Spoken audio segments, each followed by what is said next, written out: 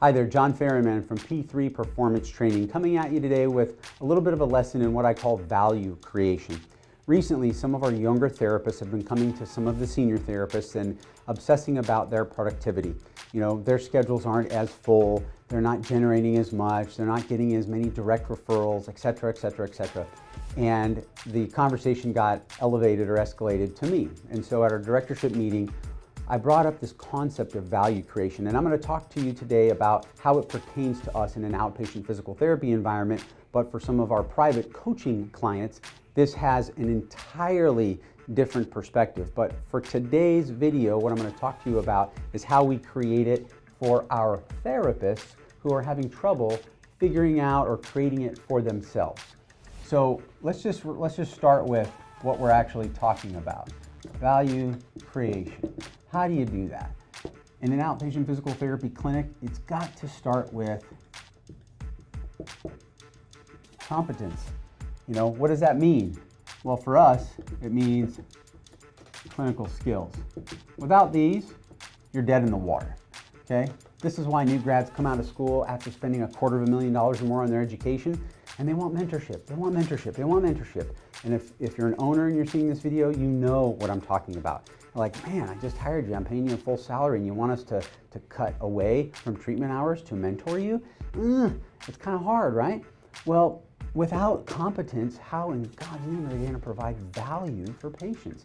So we've got to start there, okay? And then, of course, as an owner, we worry about, and I'm just going to write it simply, productivity. Productivity. What does that mean? These are your metrics, right? These are your KPIs. These are your, visits per week, units billed per visit, visits per new patient referral, etc. The metrics. We've got to create value through productivity. You've got to have a minimum expectation of something, and you have to communicate that, and you have to show why it's important. Because if you're not educating your professional staff, they don't even know why you want to hold them to a minimum expectation. Be transparent. Share with them. Hey guys, this is how much you're generating in gross revenue annually. This is how much we're paying you. This is what a percentage of your gross revenue collections your paycheck is worth. And if they look at you and scratch their head and say, well, how come it's only 35%? Then you can smile and say, what do you mean only 35%? Try to start a business and hang on to 35% as your margin. It's damn near impossible these days. Anyhow, competence, productivity, and the last part, I think this is where we fail often because we don't talk about it, we don't coach it, we don't even think that it's important or not. But what does that mean? Sales, referrals, right? Referrals have 2 R's, referrals. Yeah, referrals. Sorry for my chicken scratch. Sales, you guys, sales. Coaching them and teaching them to explain to a new patient, for example, hey, the best way for you to maximize your functional outcomes is to make sure that you schedule the days and times that you need and that you keep those scheduled appointments. Please give us 24 hours notice if you cannot keep a scheduled appointment so that we can offer it to another person who desperately needs the time and attention and the care that we're going to provide them, as an example. Or asking them if they know anyone who might feel that they could benefit from the value that we've created for them.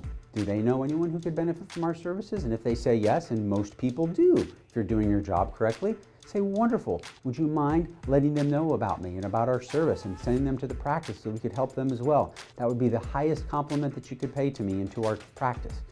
So if as a practice owner, you're struggling right now, and a lot of us are, okay, right, through COVID, etc. Very few are growing and thriving. A lot of them are shrinking and kind of, batten down the hatches, so to speak, and hunkering down and minimizing their expenses and not looking for growth opportunities because it's just too dang hard.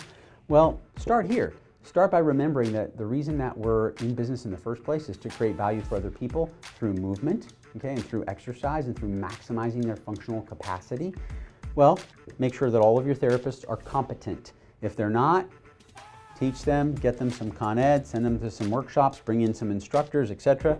Productivity. Talk to them about why the metrics are important and what metrics you want, what are important to you. And then sales. Teach them how to generate their own referrals. There's nothing the matter with that.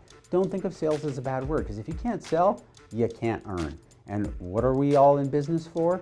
Well, for our practice, to change the world, one patient at a time. How? by taking care of as many human beings and impacting as many lives as we possibly can. But if we can't do this, then we can't even accomplish our mission and our vision. So we're dead in the water. You got to be able to do all three if you're going to be successful. If you found this video valuable, please like it, please share it, give me some comments, etc. Look for me at johnfarahmand.com. Thank you very much for taking the time to watch the video.